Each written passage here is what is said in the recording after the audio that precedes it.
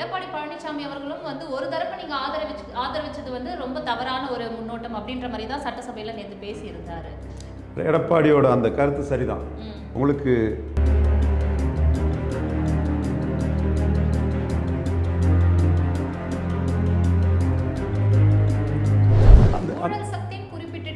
மீண்டும் வந்து அதிமுகவோட ஆதரவிலே வந்து பெரும்பான்மை நிரூபிச்சிருக்கிறாருன்னு சொல்லிட்டு ஒரு பேச்சும் வந்து அடிபடுது இல்லையா? தாவேகா தலைவர் விஜயை பொறுத்தவரையும் கண்டிப்பா அது வந்து விஜய்க்கு இமேஜ் அடிக்குது. அதாவது முதலமைச்சர் விஜய் அவர்களும் ஒரு அறிக்கையை போட்டிருந்தாரு. 2006ல் திமுகவும் மைனாரிட்டி திமுகவா இருந்திருக்கு. அப்போ உங்களுக்கு வந்து ஒரு நிலையை பத்தி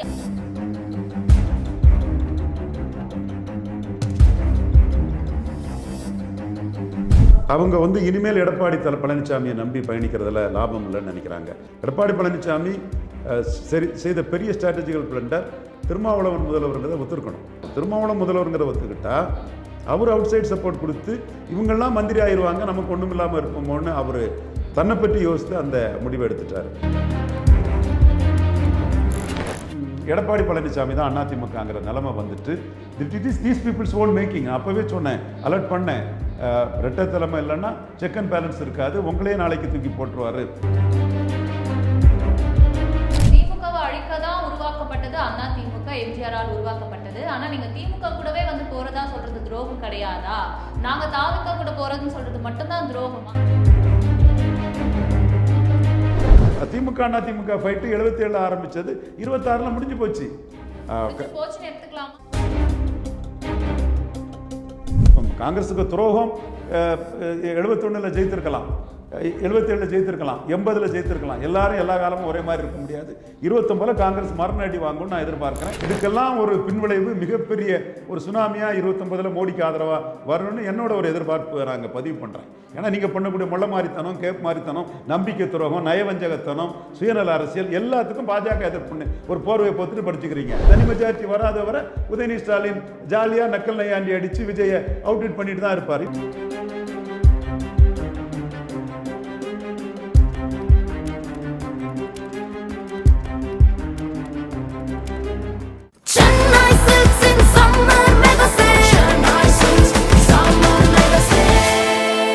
The Chennai Silks in Mega Summer Sale. மாலைவரசு நேயர்களுக்கு வணக்கம். சிறப்பு நேர்காணலுக்காக நான் சலோமி. நம்முடன் அரசியல் விமர்சகர் திரு ரவீந்திரன் துரைசாமி இருக்கிறார். அவரிடம் பேசலாம். வணக்கம் சார். வணக்கம் சலோமி.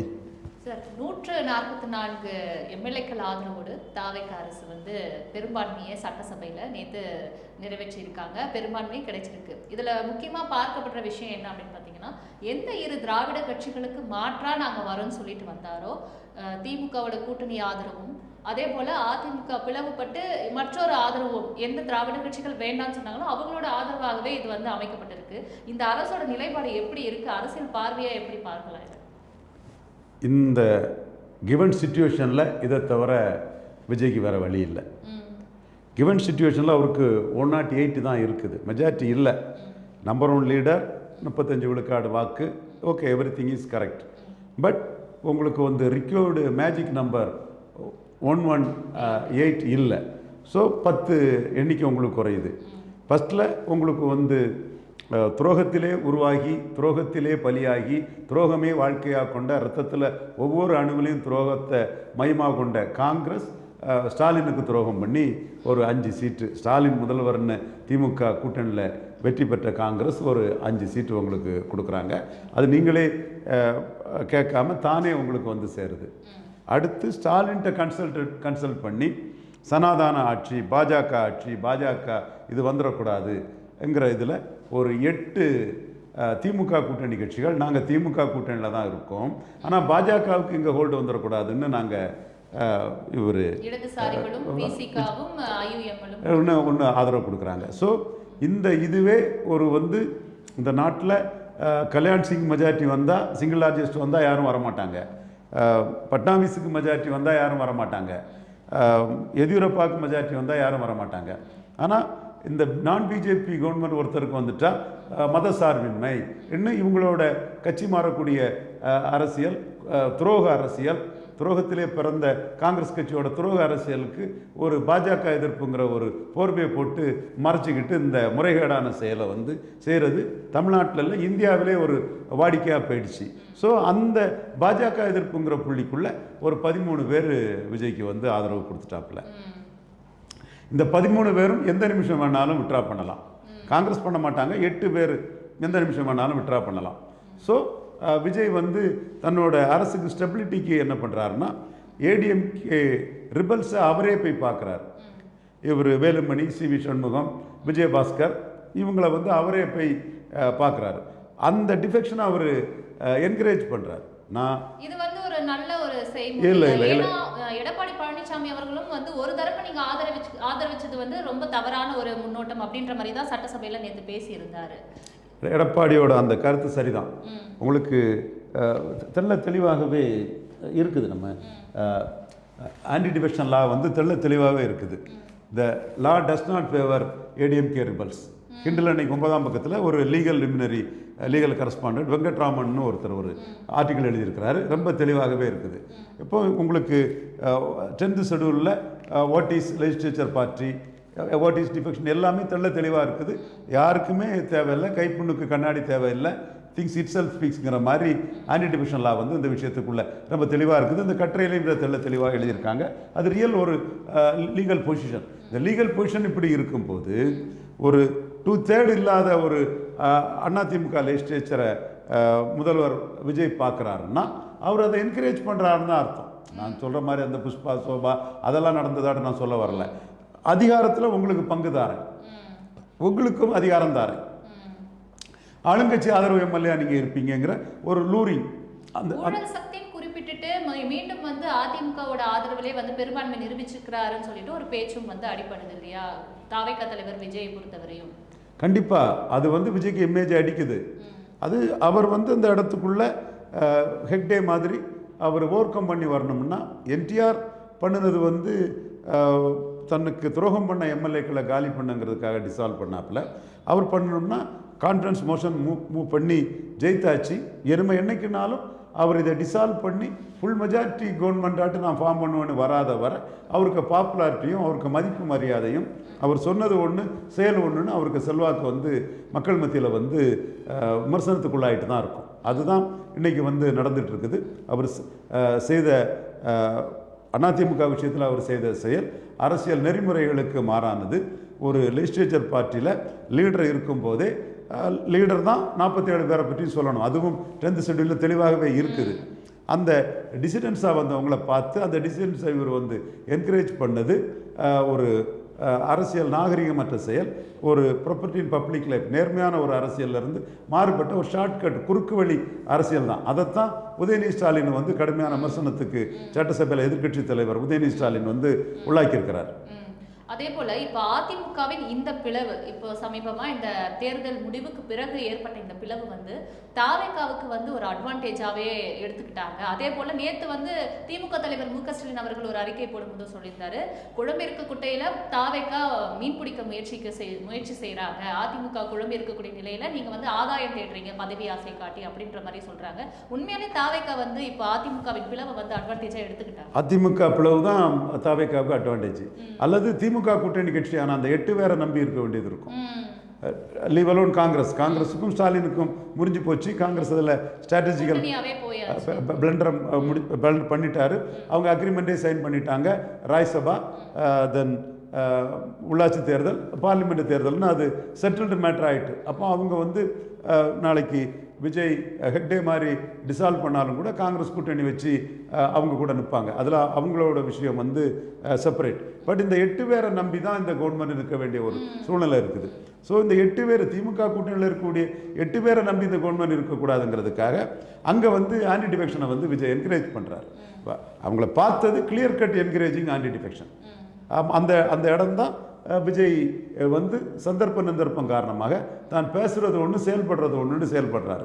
அதைத்தான் வந்து உதயநிதி ஸ்டாலின் வந்து கிண்டல் பண்ணுறாரு, பதவிக்காக கவர்னர் மாளிகையை டெய்லி ஓடினாருங்கிற அந்த ஒரு கருத்தை வந்து உதயநிதி ஸ்டாலின் முன்வைக்கிறாரு. அது மக்கள் மத்தியில் ஏற்றுக்கொள்ளக்கூடிய கருத்தாக தான் இருக்கும். இதெல்லாம் ஓவர் கம் பண்ணணும்னா it is Vijay to decide.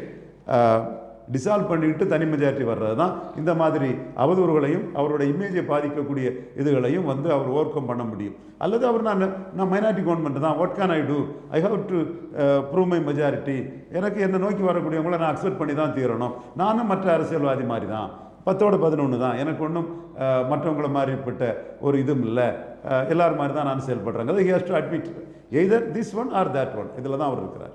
அதன் பிறகு இவரும் ஒரு அறிக்கையை போட்டிருந்தாரு. அதாவது முதலமைச்சர் விஜய் அவர்களும் ஒரு அறிக்கையை போட்டிருந்தாரு. 2006ல் திமுகவும் மைனாரிட்டி திமுகவா இருந்திருக்கு. அப்போ உங்களுக்கு வந்து ஒரு நிலையை பத்தி அந்த வருடங்களை குறிப்பிட்டு அந்த தேர்தலை குறிப்பிட்டு அது வித்தியாசம் இருக்குது.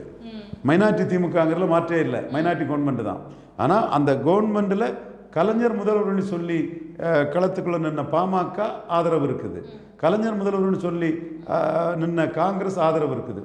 காங்கிரஸ் ஆதரவு இருந்தாலே அந்த கவர்மெண்ட் மெஜாரிட்டி. கம்யூனிஸ்டுகள் வந்து நாங்கள் அவுட் சைட் சப்போர்ட் கொடுக்கணும்னு சொல்லிட்டாங்க. பாமக எங்களுக்கு மேல் சபை தான் முக்கியம், மேல் சபை தான் முக்கியம். டாக்டர் ராமதாஸுக்கு அன்னைக்குள்ள சூழ்நிலையில் வேல்முருகனோ மற்ற யாரோ அமைச்சராக விரும்பாத போது மேல் சபை தான் முக்கியம்னு அவர் சொல்லிட்டார். பட் அந்த கவர்மெண்ட்டை ஆதரித்தார். அந்த கவர்மெண்ட்டை ஆதரித்த கட்சிகள் எல்லாம் கலைஞர் முதல்வர்னு சொல்லி வந்த கட்சிகள் தான். சிபிஎம்னாலும் சரி, சிபிஐனாலும் சரி, காங்கிரஸ்னாலும் சரி, பாமகனாலும் சரி. இப்போ இந்த இப்போ விஜய் கவர்மெண்ட்டை ஆதரிக்கிறவங்க இப்போ நம்ம ஒன் பாயிண்ட் நம்ம முதல்ல சொன்னோம், எய்தர் எடப்பாடி ஆர் எலெக்ஷன் சொன்ன மாதிரி எய்தர் விஜய் ஆர் எலெக்ஷன் தான் சொன்னோம். அது விஜய் இல்லைன்னா தேர்தல் தான். There is no other alternative to Vijay. TINA factor இருக்குது, அவர் தான் சிங்கிள் லார்ஜஸ்ட் பார்ட்டி. பட் அவர் 108 வந்த சூழ்நிலையில் அவர் ஆதரிக்கக்கூடிய கட்சிகள் ஒரு 13 பேர் ஸ்டாலின் முதல்வர்னு வந்தவங்க, ஒரு 25 பேர் எடப்பாடி முதல்வர்னே வந்தவங்க. அப்போ எடப்பாடி முதல்வர்னு வந்தவங்கள்ட்டையும் ஸ்டாலின் முதல்வர்னு வந்தவங்கள்ட்டையும் கடன் வாங்கி தான் அவர் வந்து தனக்குள்ள 144 தேர்த்திருக்கிறாரே தவிர கலைஞர் தன்னை முதல்வரான்னு சொல்லி வந்த அது நிறைய எண்ணிக்கை இருந்தது. அவங்க இதில் அவர் மைனாரிட்டி கவர்மெண்ட் தான் with majority support. It is a minority government with minority TVK support. To get majority, he has to rely on 13 members who projected Stalin as chief minister. Another 25 members to projected Edappadi Palaniswami chief minister. அப்போ இவரை எதிர்த்து வெற்றி பெற்றவங்களை வச்சு இவர் வந்து ஆட்சி அமைக்கிறார். அதற்கும் இதற்கும் வந்து மிகப்பெரிய வித்தியாசம் இருக்குது. இதெல்லாம் ஓவர் கம் பண்ணணும்னா ஹெக்டே பாணி என்டிஆர் பாணியில் தான் இவர் ஓவர் கம் பண்ண முடியும். அல்லது இந்த குற்றச்சாட்டுக்கு டெய்லி பேசிஸில் ஆளாயிட்டு தான் இருப்பார். இப்போ தாவேகா தலைவர் விஜயை நோக்கி, முதலமைச்சர் விஜயை நோக்கி சட்டமன்ற எதிர்க்கட்சி தலைவர் நேற்று பல்வேறு கேள்விகளை முன் வச்சாரு. அதுல குறிப்பா நீங்க 2 தொகுதியில வந்து வெற்றி பெற்றீங்க, திருச்சி கிழக்குல போய் மக்களுக்கு நன்றி கூட சொல்லாம பதவி ஆசைக்காக வந்து நீங்க அங்க ராஜினாமா பண்ணியிருக்கீங்கன்னு ஒரு கேள்வியையும் ஒரு குற்றச்சாட்டையும் முன் வச்சாரு. இப்ப வரையுமே அதுக்கு தாவேகா தரப்புல இருந்து எந்த ஒரு பதில் உரையும் வந்த மாதிரி எந்த ஒரு செய்திகளும் வரல. இப்படி ஒரு அரசியல் நிலைப்பாடு இருக்குது. இது அரசியல் பார்வையில எப்படி பார்க்கலாம்? இல்லை, அது வந்து ஒரு தலைவருக்கு முடிவு. நன்றி தெரிவிக்கிறது ஸ்டாலின் மாதிரி உடனே தெரிவிக்கவும் செய்யலாம். They will take time. அந்த டைமில் நன்றி, எனக்கு வாக்களிச்சிங்க, நன்றி, நான் நன்றிக்கூடிய வேட்பாளருக்கும் வாக்களிக்கிறேன்னு சொல்லும்போது டைம் தேர்ந்தெடுக்கிறது அந்த தலைவர்களுக்கு உரிமை. இது தனிப்பட்ட ஒரு இது வந்து கான்ஸ்டியூஷனல் மேட்ரு. மைனாரிட்டி கவர்மெண்ட்டுங்கிறதும் மற்றவங்களை போஸ்ட் பண்ணி நீங்கள் காட்டுறதும் கான்ஸ்டியூஷனல் மேட்ரு, கான்ஸ்டியூஷனல் இர்ரெகுலாரிட்டி. அந்த குறிப்பாக ஏடிஎம்கே விஷயம் கான்ஸ்டியூஷனல் இர்ரெகுலாரிட்டி. அரசியல் சட்டத்துக்கும் ஆன்டி டிஃபெக்ஷன் இதுக்கும் முரணானது, எதிரானது. அதை விஜய் ஊக்குவிப்பது வந்து தவறு. இது நன்றி தெரிவிக்கிறது எப்போ வேணாலும் சொல்லிட்டு போயிடலாம், அவர் நேரில் சொல்லிட்டு போயிடலாம், அது கட்சிக்காரங்களை முதல்ல நன்றி தெரிவிக்க சொல்லிட்டு அவர் திரும்ப வரலாம். இது வந்து பெரிய மெட்டீரியல் மேட்டர் அல்ல. இப்போ ஏடிஎம்கே பிளவுபட்டிருக்கிறது சட்டசபையிலும் எதிரொலிச்சாச்சு, வெட்ட வெளியிலையுமே அவங்க மாற்றி செய்தியாளர்கள் சந்திப்பில் குற்றச்சாட்டை வந்து முன் வச்சுட்டு வரதை பார்க்குறோம். குறிப்பாக நேற்று சிவி சண்முகம், எஸ்பி வேலுமணி எல்லாம் செய்தியாளர்கள் சந்திக்கும் பொழுது எடப்பாடி பழனிசாமி வந்து திமுக ஆதரவோடு வந்து முதலமைச்சராக ஆகிறதுக்கு முயற்சி பண்ணாரு, அந்த பேச்சுவார்த்தை நடைபெற்றது, அதற்கு நாங்கள் ஒத்து வரலை, அதுக்காக வந்து நாங்கள் இப்போ அகைன்ஸ்டாக மாறி இருக்குன்னு ஒரு குற்றச்சாட்டை வைக்கிறாரு. இது உண்மையாலே இதுதான் குற்றச்சாட்டா, இல்லை தாவேகாவுக்கிட்ட போனால் ஆட்சியில் பங்கு அதிகாரத்தில் பங்கு கிடைக்குன்ற ஒரு பதவி ருசியா, இது எப்படி புரிஞ்சுக்கலாம்? சலோமி 2வது சொன்ன விஷயம் தான் இதுக்கு முக்கியமான காரணம். ஏன்னா அவங்க வந்து இனிமேல் எடப்பாடி பழனிசாமியை நம்பி பயணிக்கிறதுல லாபம் இல்லைன்னு நினைக்கிறாங்க. ஒரு வகையில் எடப்பாடி பழனிசாமி செய்த பெரிய ஸ்ட்ராட்டஜிக்கல் பிளண்டர் திருமாவளவன் முதல்வருங்கிறத ஒத்துருக்கணும்.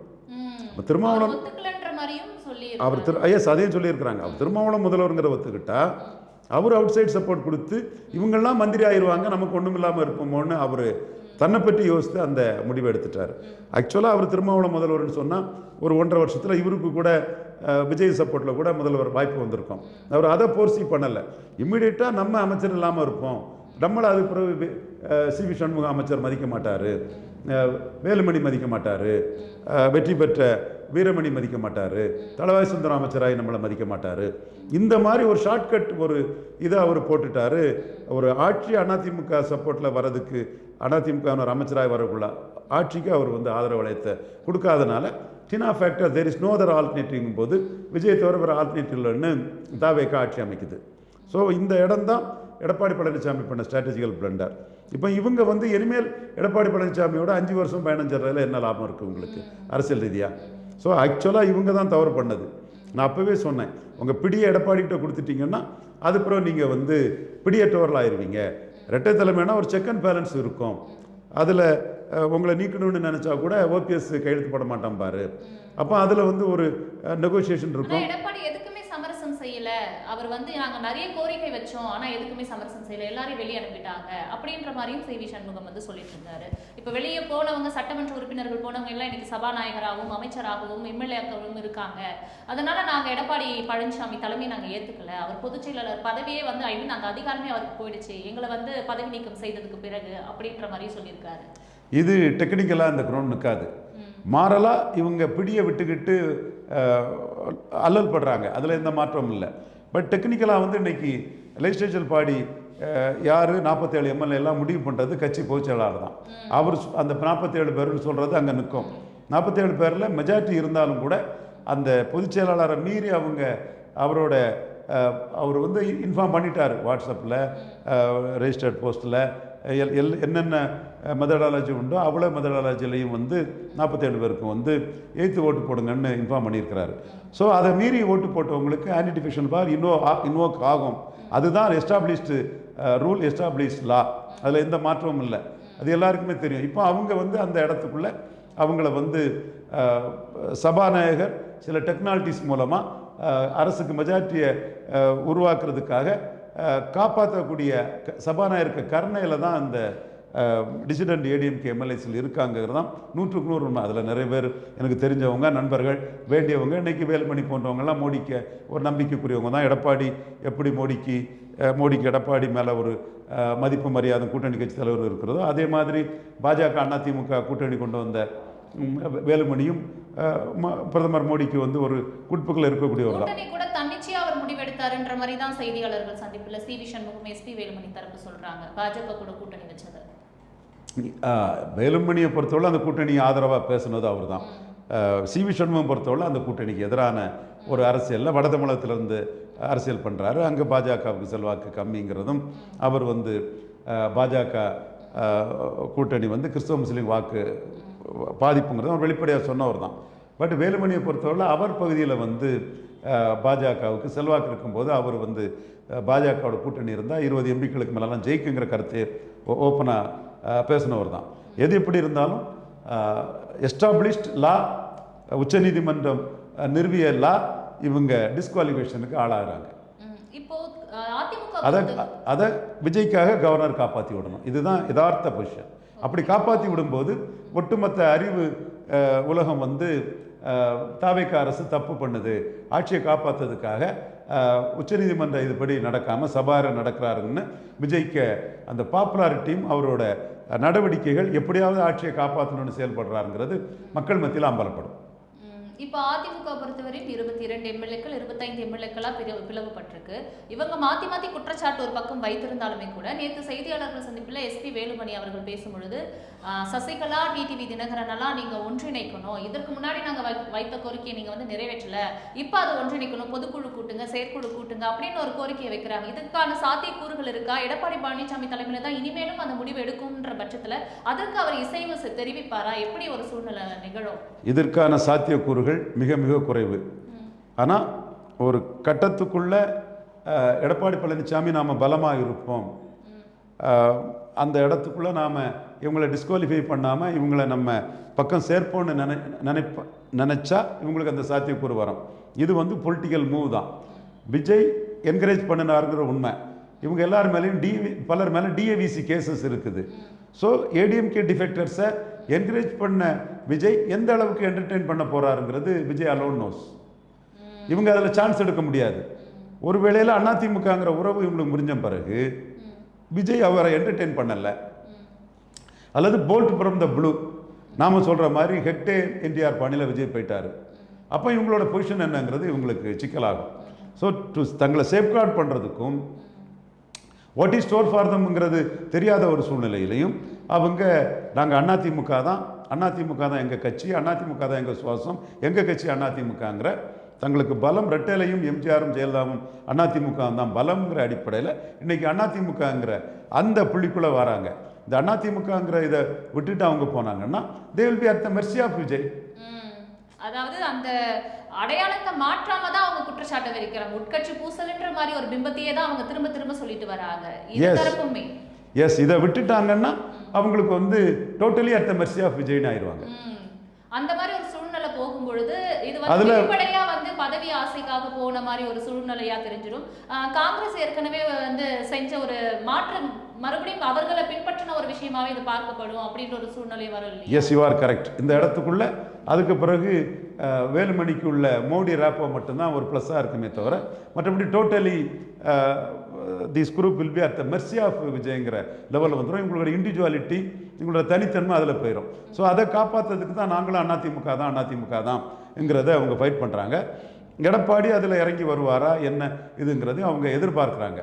ஸோ இந்த இன்னும் சொல்லப்போனால் இதை வந்து ஒன் டைம் நியூஸ் ஆட்டு அவங்க தாவேக்காவில் போய் சேர்ந்துட்டாங்கன்னா அது சிம்பிளாக வந்து for the sake of power போயிட்டாங்கன்னா அவங்க இமேஜ் அடிபட்டு போகும்.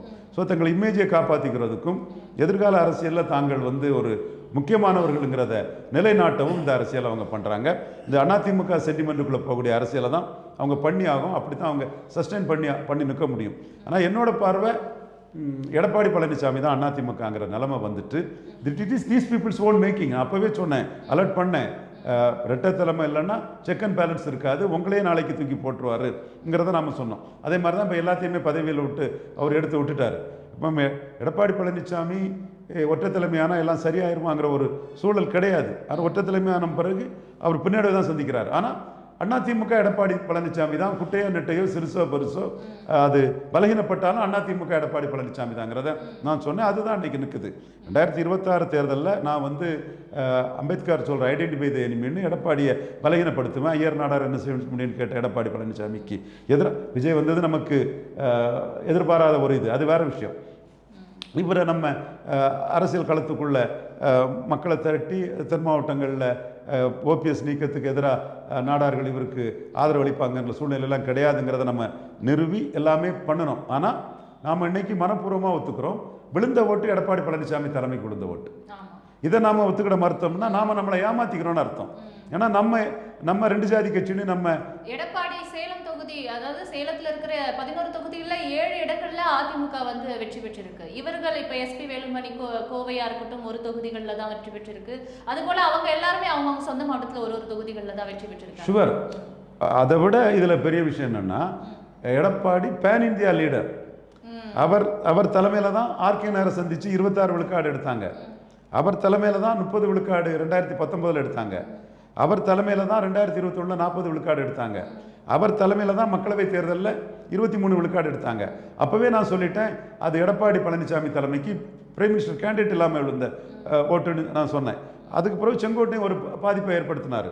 இப்போ இந்த வாக்குகளுங்கிறது அண்ணாமலை பாஜக தலைவர் பதவியிலிருந்து மாற்றப்பட்டு பிரதமர் எந்த இடத்துலையும் இவரை முதல்வர்னு சொல்லாமல் ஒரு தேர்தல் பிரச்சாரம் நடத்தி இவர் கூட இருந்த தேமுதிக வெளியேறி விஜய் செங்கோட்டையனையும் சத்யபாமா லோகேஷ் இவங்களெல்லாம் சேர்த்துக்கிட்டு எம்ஜிஆர் ஜெயலலிதா பேரை சொல்லி ஒரு பாப்புலர் ஹீரோவாக வந்து நின்று 35 விழுக்காடு எடுத்து, இன்னும் சொல்லப்போனால் எல்லா இடர்பாடுகளையும் நான் ரெண்டு ஜாதி கட்சின்னு வண்ணார் நாவிதர் குயவர் போயர் ஒற்றர் போன்ற சமூகங்களாம் இவருக்கு எதிராக திருப்பி, இப்படி பல அரசியலை நாம் தென் மாவட்ட முக்குலத்தோரை இவருக்கு எதிராக திருப்பி இவ்வளவு அரசியலும் நாம் செய்த பிறகும் அவர் எடுத்திருக்க ஓட்டுங்கிறது நம்ம ஆனஸ்டாக அவர் தலைமைக்கு விழுந்த ஓட்டுங்கிறத நம்ம ஒத்துக்கிடணும். நாம் இவ்வளவு நெருக்கடியும் அவருக்கு கொடுத்தோம், இவ்வளவு அரசியலையும் டிக்ளேர் பண்ணி அவருக்காக செய்தோம், அவருக்கு எதிராக செய்தோம். அதெல்லாம் தெரிஞ்சு இவ்வளோ ஓட்டு எடுத்துட்டாருன்னா நம்ம நேர்மையாக நாணயமாக அவருக்கான ஓட்டுங்கிறத ஒத்துக்கணும். இதில் என்ன பாதிப்பு வரும்னா வேலுமணிக்கு கொங்கு மண்டலத்தில் செல்வாக்கு இருக்குது, அவரும் விழால கவுண்டர் தான், சேம் காஸ்ட்டு, அவர் நீக்கம் ஓரளவு பாதிப்பை ஏற்படுத்தும். இதில் வேடிக்கை என்னென்னா கவுண்டர் இன்னொரு கவுண்டரை பற்றி பேசுனது தான் குறைப்படுறாரு. அவர் வந்து இவர் செந்தில் பாலாஜியை பற்றி அரை மணி நேரம் பேசுனது ஏன்னு தான் இவர் அறிக்கை விடுறாரு. எனிவே அந்த காஸ்ட்டு பேக்கிங்கும் வேலுமணிக்கு உள்ள சொந்த பலமும் அவர் நெட்வொர்க் இருக்குது வேலுமணிக்கு தமிழ்நாடு ஃபுல்லாக, அது இவருக்கு ஒரு பாதிப்பை ஏற்படுத்தும். அடுத்தால வந்து சிவி சண்முகம், அவர் டிஸ்ட்ரிக்டில் உள்ளாட்சி தேர்தலே சாதனை படைச்சவர். ஆனால் நீங்கள் சொன்ன மாதிரி இப்போ அவர் ஒரு எம்எல்ஏ தான் ஜெயித்திருக்காங்கிறது 100% உண்மை. வேலுமணிக்கும் அதுதான் சொல்கிறாங்க. பட் எல்லாருமே எடப்பாடி முதல்வர்னு சொல்லி தான் ஜெயித்தாங்கிறதும் நம்ம மறுக்க முடியாது. இதை நம்ம மறுத்துக்கிட்டு பேச வேண்டிய அவசியம் நமக்கு இல்லை. இதில் இருக்கவங்க நமக்கு நண்பர் இருக்காங்க, பேக்கிங் உள்ள தலைவர்களை நம்ம என்றைக்குமே மதித்து தான் பேசுகிறோம். வீரமணினாலும் சரி, தருமபுரி அன்பழகனாலும் சரி, பேக்கிங் உள்ளவங்க தான். பட் பேன் தமிழ்நாடு லீடர் வந்து எடப்பாடி பழனிசாமி தான். எடப்பாடி பழனிசாமி தான் அதிமுக குற்றச்சாட்டு வச்சாங்க சார். அதாவது திமுகவை அழிக்க தான் உருவாக்கப்பட்டது அண்ணா திமுக, எம்ஜிஆரால் உருவாக்கப்பட்டது. ஆனா நீங்க திமுக கூடவே வந்து போறதா சொல்றது துரோகம் கிடையாதா, நாங்க தாவிக கூட போறதுன்னு சொல்றது மட்டும்தான் துரோகமா அப்படின்னு ஒரு கேள்வியை வச்சிருந்தாங்க இல்லையா? திமுக கூட அவங்க போனாங்கிறதுக்கு எந்த இதுவும் இல்லை. திமுக எடப்பாடி பழனிசாமியை ஏற்றுக்கிட தயாராக இருந்தாங்க. ஸோ அந்த இடம் வந்து எடப்பாடி பழனிசாமி சபார்டினேட்டாக போகலை. மூணாவது வந்த எடப்பாடி பழனிசாமியை, என்டிஏல இருந்த எடப்பாடி பழனிசாமியை திமுகவில் ஒரு மூவ் வந்து ஏற்றுக்கலாங்கிற மாதிரி ஒரு போச்சு. அது முழுமை பெறலை. திமுகவுக்குள்ளே வந்து ஒரு சம் நெகோசியேஷன் போச்சு. 2 அமைச்சர்கள் தென் மாவட்டத்தில் இருந்து பேசுகிறாருன்னு சொல்கிறாரு. ஓகே, அது எனக்கும் அது தெரிஞ்ச ஒரு விஷயந்தான். அது அவர் நாணயம் கருதி சிவி சண்முகம் அந்த அமைச்சர்கள் பேரையும் சொல்லலை. நியாயப்படுத்துறதுக்காக இந்த ஒரு கூற்ற வைக்கிறாங்களா, இல்ல உண்மையாலேயே வந்து இது துரோகம் தான் அப்படின்றத வந்து இல்ல அந்த நிலைமை வந்து இன்னைக்கு மாறிட்டுங்கிறது தான் யதார்த்த சூழ்நிலை. யூனிவர்சல் தியரி என்னன்னா losers will unite against the winner. With no shadow of doubt Vijay is the winner. நம்ம மூணாவது தான் நிற்பாருன்னு நம்ம கருதணும். மேக்ஸிமம் 27 to 30 விழுக்காடு தான் நம்ம கொடுத்தோம். அன்எக்ஸ்பெக்டட்லி அவர் 35 விழுக்காடு வரை வந்துட்டார். ஸ்டாலின் 40 இருப்பார், சீட் கன்வர்ஷன் இவருக்கு வராதுன்னு தான் நம்ம நினைச்சோம். 35 வந்து ஒரு சீட் கன்வெர்ட் பண்ணிட்டாருன்னா ஓகே, அது தனி மெஜாரிட்டி இல்லை. ஆனால் அவர் தான் நம்பர் 1 லீடருங்கிறது எஸ்டாப்ளிஷ்ட் மேட்டர். அப்போ வரலாற்றிலே முத வந்து ஒரு ஜெனரல் எலெக்ஷனில் ஒரு புதிய கட்சி திமுகவும் அதிமுகவையும் ரெண்டாவது மூணாவது தள்ளிட்டு திமுக 2வது, அதிமுக 3வது. அப்போ யூனிவர்சல் தேரி நெக்ஸ்ட் பெஸ்ட் ஆப்ஷனுக்காக losers unite, defeated pollsters will unite. It is natural. அது திமுகவா இருந்தா வெற்றியை நோக்கி தான் போவாங்க, அடுத்த 5 ஆண்டுகள் ஆட்சியை நோக்கி தான் வந்து. எஸ், அது திமுக அதிமுகவா இருந்தா என்ன, லாலு யாதவ் நிதிஷ்குமாரா இருந்தா என்ன, மாயாவதி முலாயம் சிங் யாதவா இருந்தா என்ன, மம்தா பானர்ஜி கம்யூனிஸ்டா இருந்தா என்ன. இன்னைக்கு வெஸ்ட் பெங்காலில் பிஜேபி ஆட்சிக்கு வந்துட்டாங்க. மம்தா பானர்ஜி காங்கிரஸ்ல இருந்து சகோதரி ஒரு பெரிய ஃபைட்டரா நின்று ஜோதி பாச முறியடிக்க முடியாம ஃபைட்டராட்டே நிறைய வருஷங்கள் ஃபைட் பண்ணாங்க. ஃபைட் பண்ணி அவங்க கம்யூனிஸ்ட்டை முடிச்சு கட்டினாங்க. ரஞ்சன் பட்டாச்சாரியார் தலைமையில் இருந்து கம்யூனிஸ்ட்டை முடிச்சு கட்டினாங்க. கம்யூனிஸ்ட்டுக்கும் மம்தா பானர்ஜிக்கு தான் விரோதம். இன்னைக்கு நிலைமை என்ன, பாஜக மம்தா பானர்ஜியை தோக்கடிச்சிட்டாங்க. அப்போ பேலன்சிங் ஓட்டு கம்யூனிஸ்ட் ஒரு 7 விழுக்காடு வச்சிருக்காங்க. நாளைக்கு பாஜகவை தோக்கடிக்கணும்னா மம்தா பானர்ஜியும் கம்யூனிஸ்டும் சேர்றது தான் நேச்சுரல். இது இவங்க பிரிசனர் ஆஃப் பாஸ்டாக இருந்து பேசுகிறாங்க. நீங்கள் திமுக அதிமுக ஃபைட்டுன்னா 77 ஆரம்பிச்சது, 26 விஜய் முடிச்சு வச்சுட்டார. அப்போ நீங்கள் அந்த result it is writing on the wall. உங்கள் கண்ணுக்கு எதிராக திமுக 2வது போயிட்டு அதிமுக 3வது போயிட்டுங்கிறத மறந்துக்கிட்டு பேசுறது என்ன சென்டிமெண்ட் ஆகும்? ஸோ இது வந்து உங்களுக்கு நீங்கள் எடுக்க முடிவை ஜஸ்டிஃபை பண்ணுறதுக்கு சொல்லக்கூடிய ஒரு சாக்கு போக்கு தானே தவிர திமுக அதிமுக ஃபைட்டு 77 ஆரம்பித்தது 26 முடிஞ்சு போச்சு. போச்சுன்னு எடுத்துக்கலாமா, இல்ல பேச்சுவார்த்தை மட்டும் தான் நடந்தது, இன்னும் அந்த இரு துருவங்கள் வந்து எதிர் தான் இருக்குன்னு எடுத்து? உள்ளாட்சி தேர்தலில் 2 பேரும் தனிச்சு தான் இருப்பாங்க. திமுக பாஜக எதிர்ப்பில் உறுதியாக இருக்காங்க, சனாதான எதிர்ப்புன்னு இது பண்ணுறாங்க. அண்ணாமலை 2 பேரையும் அடிச்சிருக்கிறாப்புல. நீங்கள் ஏன் சனாதான எதிர்ப்பை விஜயும் இவர் உதயநிதி ஸ்டாலின் தேர்தல் களத்துக்குள்ளே பேசலைன்னு அண்ணாமலை இன்னைக்கு தெளிவாக கேட்டிருக்கிறாரு. அவரும் ஒரு டைப்பாக வாரார். அது என்ன டைப்பாக வாராருங்கிறது கால உணர்த்தும், பார்ப்போம். அவர் ஒரு டைப்பாக வாராரு, 2 பேரையும் அடிச்சிட்டாரு. சீஃப் மினிஸ்டரையும் எதிர்கட்சி தலைவரையும் சனாதான விஷயத்தில் 2 பேருமே சனாதான எதிர்ப்புங்கிறத உங்களுக்கு கட்சி இருந்தால் தேர்தல் பிரச்சாரத்தில் சனாதானத்தை எதிர்ப்புன்னு சொல்ல வேண்டியதானன்னு அவர் ஒரு ஸ்டாண்ட் எடுத்துட்டு வாரார். இந்த கட்டங்கள் நடக்கும்போது விஜய் நம்பர் 1 ஃபோர்ஸாக இருக்கிறாரு. அவர் கூட திமுக கூட்டணியில் இருந்த காங்கிரஸ் அவரை ஸ்டிச் பண்ணிட்டு விஜய் கூட போயிட்டாங்க. இப்போ காங்கிரஸுக்கு துரோகம் 71 ஜெயித்திருக்கலாம், 77 ஜெயித்திருக்கலாம், 80 ஜெயித்திருக்கலாம். எல்லாரும் எல்லா காலமும் ஒரே மாதிரி இருக்க முடியாது. 29 காங்கிரஸ் மரண அடி வாங்கும்னு நான் எதிர்பார்க்கிறேன். அந்த துரோகத்தையே மையமாக வச்சு 29 பார்லிமெண்ட்டில் காங்கிரஸை காலி பண்ணிடலாங்கிறதான் மோடிஜிகிட்ட நான் என்னோட கருத்தாக ப்ரெசென்ட் பண்ணியிருக்கிறேன். மோடிஜியும் அதை நோக்குறாரு. அதை விட்டு நோக்கணும். பிறகு வந்து மோடிஜி வந்து பெங்களூரில் பேசும்போது ஸ்டாலினுக்கு பண்ண துரோகமும் திமுக செய்த நன்மைகளும் துரோகத்தையே ரத்தத்தில் கொண்ட கட்சி காங்கிரஸுங்கிறது சொல்லியிருக்கிறாரு. ஸோ அந்த காங்கிரஸுக்கு துரோகத்தை மையமாக வச்சு 29 கார்த்திக் சிதம்பரத்தை காலி பண்ணிடலாம், ஜோதிமணியை காலி பண்ணிடலாம், சசிகாந்த் செந்தில காலி பண்ணலாம் நான் நம்புகிறேன். மோடிக்காக நான் நம்புகிறேன். மோடியும் அதை நம்ம கருத்தை வந்து அப்ரிகண்ட் பண்ணிட்டாரு. அதனால தான் அந்த துரோகத்தை மையமாக வச்சு துரோக காங்கிரஸை காலி பண்ணுங்கிற ஒரு முடிவை மோடி எடுப்பார். அது 3 years பேக். அது long time to go. But இந்த இடத்துக்குள்ள அடுத்து வந்து இன்னொரு டெஸ்ட் அவங்க பண்ணி பார்க்கலாம். இது ஒன் டைம் தான் விஜய் வந்திருக்கிறாரு, இதை நம்ம ஏற்றுக்க முடியாதுன்னு. உள்ளாட்சி தேர்தலில் விஜயும் வந்து ஒரு மாஸ் லீடருங்கிறனால ஸ்டாலின் வந்து இன்டைரக்ட் எலெக்ஷன் பண்ணார். விஜய் வந்து டைரக்ட் எலெக்ஷன் தான் போவாருன்னு நான் கருதுறேன். நானும் டைரக்ட் எலெக்ஷன் தான் ஜனநாயகத்துக்கு நல்லதுங்கிறத கோரிக்கையை விஜய்கிட்ட வைக்கிறேன். விஜய் வந்து அவர் மேலே நம்பிக்கை உள்ள ஒரு மாஸ் லீடருங்கிற அடிப்படையில் அவர் டைரக்ட் எலெக்ஷன் தான் போவார். அந்த எலெக்ஷன் ரிசல்ட்டு எப்படி இருக்கிறத நம்ம பார்க்கணும். பட் இதுவரை நமக்கு இருக்கக்கூடிய ஒரே ரிசல்ட் வந்து சட்டமன்ற எலெக்ஷன் தான். அதில் விஜய் நம்பர் 1 ஆகிட்டார். நம்பர் 1 ஆன அவர்கிட்ட நம்பர் 2 ஆன இவர்கிட்ட இருந்த காங்கிரஸ் போயிட்டாங்க. அடுத்து இவர்கிட்ட கூட்டணியில் இருக்குன்னு சொல்லிட்டு ஒரு 8 பேர் இக்யூட்டிஷன்ஸ் பண்ணுறாங்க. CPM, CPI, Indian Union Muslim League and Viduthalai Siruthaigal அங்கேயான்னு இருக்கிறாங்க. அந்த கூட்டணியில் இருக்கும் இங்கே ஆதரிக்கணும்னு சொல்கிறாப்புல. தென் ஒரு 25 பேர் பவர்ஃபுல் பர்சன்ஸ் எடப்பாடிட்ட இருந்து விலகி இங்கே போகிறாங்க. அது எடப்பாடி தான் அதிமுகங்கிறதுல எனக்கு மாறுபட்ட கருத்து இல்லை. நம்மளை மீறி தான் அவர் இந்த ஓட்டு எடுத்திருக்காருன்னு அவர் தலைமை குழந்த ஓட்டுங்கிறத நம்ம எப்படி நம்ம 24 ஒத்துக்கிட்டோமோ அதே மாதிரி 26 ஒத்துக்கிட்டோம். ஆனஸ்டாக அதை ஒத்துக்கிறது தான் நேர்மை, நாணயம், மரியாதையான ஒரு செயலாக இருக்க முடியும். பட் அவர் வந்து லோக்கலாக சிவி சண்முகத்தாலையும் இவர் வேலுமணியாலையும் அந்தந்த பகுதிக்குள்ளே பாதிக்கப்படுவார். ஸோ இவங்களும் விஜய் கூட இருக்காருன்னு சொன்னாங்கன்னா விஜய் டேக் ஆன் பண்ணக்கூடிய லெவலில் ஸ்டாலினும் இல்லை, எடப்பாடியும் இல்லை. ஸோ லூசர்ஸ் யுனைட்டுங்கிற தேரியை நான் இப்போவே நான் கொடுக்குறேன். பட் உடனே அவங்க யுனைட் ஆவாங்கன்னு என்னால் சொல்ல முடியாது. பட் நேச்சுரல் இது அதுதான். நீங்கள் 96ஆம் ஆண்டு ஜெயலலிதா அம்மையார் தோல்வி அடைஞ்சாங்க, பாமக தோல்வி அடைஞ்சது, 4 சீட்டு வந்தோம் நாங்கள். தென் விடுதலை மதிமுக 1 சீட்டு கூட வராமல் அண்ணன் வைகோ தோல்வி அடைஞ்சார். இவர் வாழப்பாடி ராமமூர்த்தி, சுப்பிரமணிய சாமி, ஜெயலலிதா தோல்வி அடைஞ்சவங்களெல்லாம் ஒன்று சேர்த்தாங்க. I took a very key role in that. அதே போல ஒரு வரலாறு இப்ப மீண்டும் திரும்பறதுக்கான வாய்ப்புகள் இருக்கு. உடனே திரும்ப நான் சொல்ல வரல.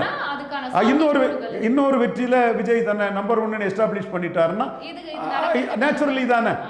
இப்ப இந்த வெற்றியை அவங்க ஒத்துக்க மாட்டாங்க, இது டிசிபேட் ஆகும்னு கருதுவாங்க. நான் வந்து விஜய் பற்றி சொல்லி தப்பாக போனதுனால டிசிபேட் ஆகும்னு உடனே நான் சொல்லதுக்கு விரும்பல. கன்சால்டேட்டும் ஆகலாம், டிசிபேட்டும் ஆகலாம். அது கன்சால்டேட் ஆகிட்டுன்னா நேச்சுரலாக தானே. இப்ப திமுக கூட்டணி கட்சிகள்ல இருக்கக்கூடியவங்க எல்லாம் வந்து இதற்கு வந்து மறுப்பு தெரிவிச்சதா தான் சொன்னாங்க. இடதுசாரி கட்சிகள்லாம், அதாவது அதிமுக திமுக பேச்சுவார்த்தை நடைபெற்றது, நாங்க ஒத்து வரல அப்படின்ற மாதிரி வந்து சிபிஐ மாநில செயலாளரும் சொல்லியிருந்தாரு, சிபிஎம் மாநில செயலாளரும் அவர்கள் சொல்லியிருந்தாங்க. இப்போ அப்படியே ஏடிஎம்கே தரப்புல பாத்தீங்கன்னா சிவி சண்முகம், எஸ்பி வேலுமணி அவர்களும் சொல்லியிருந்தாங்க. இப்போ இதே போல ஒரு நிலை வந்து வருங்காலத்துல உருவாகுது அப்படின்னா கூட்டணி கட்சிகளோட அந்த ஆதரவும் தேவைப்படும் இல்லையா? இல்ல, இவங்க கம்யூனிஸ்டுகளும் நம்ப முடியாது. அவங்க வந்து விஜய்கிட்ட போய் சேராமல் இருக்கிறதுக்கு போய் சேர்ந்துட்டா அப்புறம் ஜெயலலிதா மாதிரி 1 சீட்டு தான் சொல்லிடுவாருங்கிற அச்சத்தில் தான் ஸ்டாலினை ஒரு பகடக்காயாக வச்சு அவங்க இந்த பிளேயை பண்ணிட்டு இருக்கிறாங்க. ஸோ திமுகவும் சனாதன எதிர்ப்புங்கிறது தான் கொண்டு போகணுன்னு சட்டசபையில் உதயநிதி ஸ்டாலின் சொன்ன மாதிரி அந்த அரசியலுக்காகத்தான் அவங்களுக்கும் முஸ்லீம்ஸ் மெஜாரிட்டி போட்டிருக்காங்க. கிறிஸ்டின் 2/3 விஜய்க்கும் 1/3 ஸ்டாலினுக்கும் போட்டிருக்காங்க. ப்ரொட்டஸ்டன்ட் கிறிஸ்டின்ஸ் எல்லாம் ஸ்டாலினுக்கு போட்டிருக்காங்க. கேத்தலிக் கிறிஸ்டின்ஸ் எல்லாம் விஜய்க்கு பின்னாடியே போயிட்டாங்க. முஸ்லீம்ஸ் வந்து பை அண்ட் லார்ஜ் மெஜாரிட்டி ஸ்டாலினுக்கு தான் போட்டிருக்காங்க. ஒரு 20-25 தொகுதி ஸ்டாலின் வெற்றிக்கு வந்து முஸ்லீம் கம்யூனிட்டி வந்து கன்சால்டேட்டாக ஸ்டாலின் பின்னாடி நின்னது ஒரு காரணம். அப்போ இந்த வினபிலிட்டியை கொடுத்த இவங்களை இவங்க உணர்வுக்கு எதிராக உடனே வந்து அவங்க என்ன முடிவு எடுக்க முடியாது. ஸோ இவங்களும் அந்த சனாதன எதிர்ப்பு 1/3 கிறிஸ்டின் ஓட்டுக்காகவும் 2/3 முஸ்லீம் ஓட்டுக்காகவும் அவங்க சனாதன எதிர்ப்புங்கிறத அவங்க எடுத்துகிட்டு இருக்காங்க. ஸோ பிஜேபி உள்ள நுழைஞ்சிடக்கூடாதுங்கிற பிஜேபி எதிர்ப்புங்கிற அடிப்படையில் தான் இந்த விஜய் அரசுக்கு வந்து கம்யூனிஸ்டுகளும் இவங்களும் ஆதரவு வளையத்தை கொடுக்குறாங்க. இப்போ இறுதியான கேள்வி என்னன்னா, அந்த இடம் தான் நான் வந்து இதுக்கெல்லாம் ஒரு பின்விளைவு மிகப்பெரிய ஒரு சுனாமியா 29 மோடிக்கு ஆதரவா வரணும்னு என்னோட ஒரு எதிர்பார்ப்பு நாங்கள் பதிவு பண்ணுறேன். ஏன்னா நீங்கள் பண்ணக்கூடிய முள்ள மாறித்தனம், கேப் மாறித்தனம், நம்பிக்கை துரோகம், நயவஞ்சகத்தனம், சுயநல அரசியல் எல்லாத்துக்கும் பாஜக எதிர்ப்புன்னு ஒரு போர்வையை போத்துட்டு படிச்சுக்கிறீங்க. மக்கள் பார்த்துக்கிட்டு இருப்பாங்கிறது தெரியுது. இந்த அண்ணாமலை அதை கரெக்டாக பண்ணுறாரு. மாரிதாஸ் யூடியூபர் அவரும் இதை கரெக்டாக மக்கள் மத்தியில் கொண்டு போகிறார். இப்போ தற்போதைய அரசியல் சூழ்நிலை வந்து மிகவும் பேசப்படுற ஒரு விஷயம் அப்படின்னு பார்த்தீங்கன்னா இந்த அதிமுக பிளவு. இது அடுத்த கட்ட நடவடிக்கை எப்படி போக போகுது, என்ன மாதிரி ஒரு சட்ட விதிகளுக்கு உட்பட்டு என்னென்ன நடக்கலாம் வாய்ப்பு இருக்கு? இது மீண்டும் அதிமுக ஒன்றிணைய இல்ல அதிமுக 1967 காங்கிரஸ்க்கு வந்த நிலைமை தான் இப்போ அதிமுகன்னு எடுத்துக்கலாமா? 1967 காங்கிரஸுக்கு வந்த நிலைமை வந்து 77 காங்கிரஸ் ஆட்சியே வந்திருக்கும். அன்னைக்குள்ள டேட்டா வந்து பாராவும் முப்பனாரும் ஒன்றா இருந்திருந்தாங்கன்னா எம்ஜிஆர் ஆட்சிக்கு வந்திருக்க முடியாது தான் டேட்டா சொல்லுது. இப்போ அதிமுக என்ன நிலைமை அடைஞ்சாலும் எடப்பாடி பழனிசாமி நான் 10 ஆண்டுகளுக்கு முன்னே சொன்ன மாதிரி தேவகவுடா மாதிரி ஜேடிஎஸ் ஒக்காலிகா கவுடா மாதிரி எடப்பாடி பழனிசாமி வந்து ஒரு தலைவராக நிற்பார். அன்னைக்கு நான் அதற்கு தலைவராக நிற்பாருங்கிறதுக்கு நான் முதன்மை சக்தியாக சொன்னது கொங்கு வேளாள கவுண்டர்கள், பிற்படுத்தப்பட்ட கொங்கு வேளாள கவுண்டர்களை மையமாக வச்சு தான் அவர் நிற்பாருன்னு சொன்னேன். ஆனால் இன்றைக்கி என் கருத்தை அனுபவத்தின் அடிப்படையிலும் நான் களத்துக்களை சந்தித்ததன் அடிப்படையிலும் தேர்தல் டேட்டாவின் அடிப்படையிலும் வன்னியர் சமூகத்தை மையமாக வச்சு எடப்பாடி பழனிசாமி ஒரு தலைவராக நிற்பார். அவர் ஒரு தலைவராக நிற்கிறத வந்து யாராலும் தடுத்துட முடியாது. பட் ஆல்டர்னேட்டிவ் ஃபோர்ஸாக ஸ்டாலின் மாதிரி நிற்பாருன்னா அது இல்லை. ஆல்டர்னேட்டிவ் அந்தஸ்துங்கிறது ஸ்டாலினுக்கு தான் இருக்குது. அது எண்ணிக்கைனாலும் சரி, பார்ட்டி இன்டாக்டாக இருக்கனாலும் சரி, உதயநிதி ஸ்டாலினுக்கு எதிர்க்கட்சி தலைவராக செயல்படக்கூடிய உதயநிதி ஸ்டாலினுக்கு உதயநிதி ஸ்டாலின் பெரிய ப்ளஸ் ஆகிட்டார். உதயநிதி ஸ்டாலினுக்கு மிகப்பெரிய வேல்யூ எடிஷன் ஆகிட்டார். இப்போ நீங்கள் மாஸ் லீடரான விஜயை ஸ்டாலினுக்கு டெலிகேட்டட் லீடரான உதயநிதி ஸ்டாலின் டேக்கிள் பண்ணி அவுட்வீட் பண்ணுறாரு. இது சூழல் அவுட்வீட் நேரடியாக பார்க்குறோம், எல்லாரும் அதை உணர்றோம். இதை வந்து எராஸ் பண்ணணும்னா ஸ்டாலின் இவர் விஜய் தனி மெஜாரிட்டி வந்தால் தான் முடியும். தனி மெஜாரிட்டி வராத வரை உதயநிதி ஸ்டாலின் ஜாலியாக நக்கல் நையாண்டி அடித்து விஜயை அவுட்வீட் பண்ணிட்டு தான் இருப்பார். இட் இஸ் யதார்த்தமான ஒன்றா இருக்குது. ஸோ இதில் வந்து நம்பர் 2 பொசிஷனுங்கிறது வந்து திராவிட முன்னேற்ற கழகத்துக்கு தான். பட் எடப்பாடி பழனிசாமியை பொறுத்தவரை அவர் தான் அதிமுக ஒரு ஃபோர்ஸாக நிற்பார். பட் இந்த இடத்துக்குள்ளே அதை பலப்படுத்தி தாங்களும் ஒரு ஆளாகணும்னு சசிகலா அம்மையார் முயற்சி பண்ணுறாங்க, பலரும் முயற்சி பண்ணலாம். பட் எடப்பாடி பழனிசாமி அந்த இடத்துக்குள்ளே முயற்சி பண்ணக்கூடியவங்க தன்னை பொறுப்புலேருந்து தூக்கி போடுறதுக்கு முயற்சி பண்ணுவாங்கங்கிறத யோசிப்பார். ஸோ இவங்களை பண்ணுறதை விட நான் கொடுத்த 10.5 கொடுங்கன்னு கூட ஒரு போராட்டம் பண்ணிக்கிட்டு தன்னை கன்சால்டேட் பண்ணிக்கிட்டு ஒரு தேவகவுடா, குமாரசாமி கவுடா, ஜேடிஎஸ் மாதிரி கூட அவர் நிற்கிறதான் பார்ப்பாரே தவிர புடியை பிடிச்சவங்க, நான் ஒரு ஜாதிய ரீதியாக கூட சொன்னேன் அன்னைக்கு, அவங்க புடியையோ இதையோ நிலத்தையோ பிடிச்சாங்கன்னா விட மாட்டாங்கன்னு சொன்னேன். எனக்கு அவங்க மேலே எந்த இதுவும் கிடையாது. பெனவலன் கம்யூனிட்டி, தாங்களும் வளர்ந்து நாட்டை வளர்க்கக்கூடிய கம்யூனிட்டி, நேஷனல் மைண்டட் கம்யூனிட்டி. அதனால் குருமூர்த்தி இவரை தூக்கி போடும்போது காப்பாற்றினது நம்ம, அதெல்லாம் வரலாறு. பட் அவங்க கேரக்டர் படி பிடிச்சிக்கிட்டார், என்னமோ அவர் விட மாட்டார்.